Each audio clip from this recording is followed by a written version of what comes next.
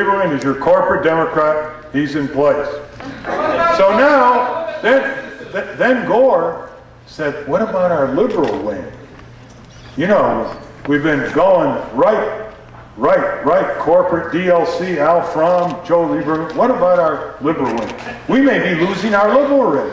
We hear that the polls are going up for Nader.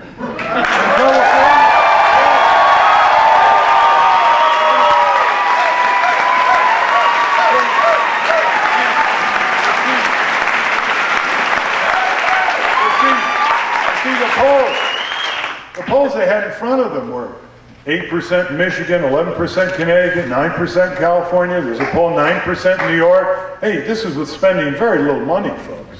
Very little money. Okay? And we don't have Air Force One. We don't have corporate jets. We don't have automatic photo opportunities that make the major pages of the major newspapers. When we burp, nobody writes a report on it in the Washington Times. The other day I read an article, I think in the Washington Post, it said, Gore relaxing in North Carolina. Here we are in West Virginia with the groups who are fighting, the coal companies blowing the tops off mountains in West Virginia. Nothing in the Washington Post.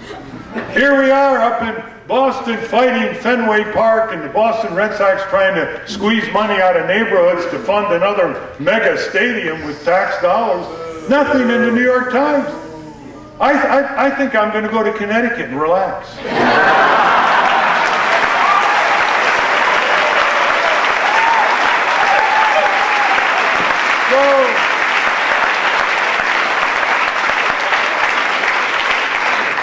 you know, the channels for serious campaigning and debating in this country are so constricted that the only way you can get through to people now on national TV is to get on politically incorrect, you know, Saturday Night Live, some MTV program I never heard of.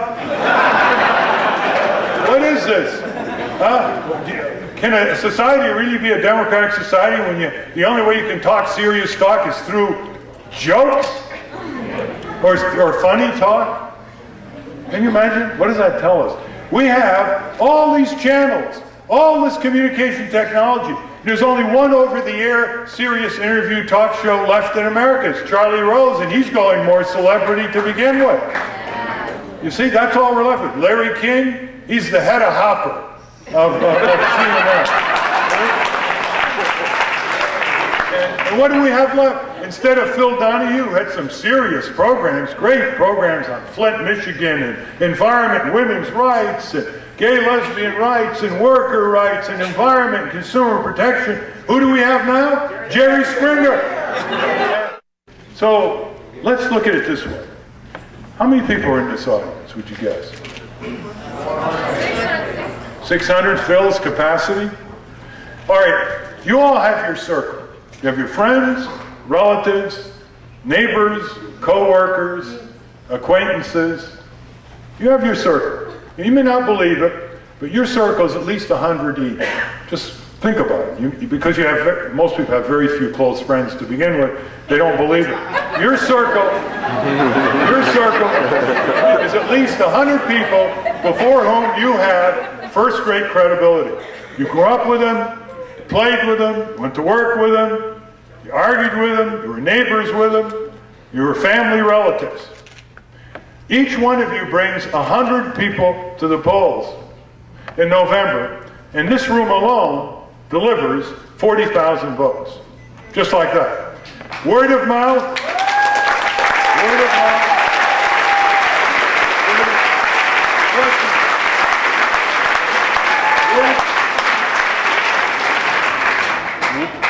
Set aside the mass media for a moment. Word of mouth is the most credible and the fastest form of communication. Psychologists have tested it. You can go lightning right across the country in a matter of days. And so begin talking it up. Talk to people and say, what are your grievances? You think you have enough power in the workplace? Or do you think these corporations are running you in the workplace? What are your concerns? You think you should have a right in America, the land of the free, home of the brave, to have health coverage? Huh? If you go to an emergency room, do you know any other Western nation where you end up with your kid in an emergency room and they turn you away because you don't have the right credit card? When are we going to put a stop to this? When we wake up,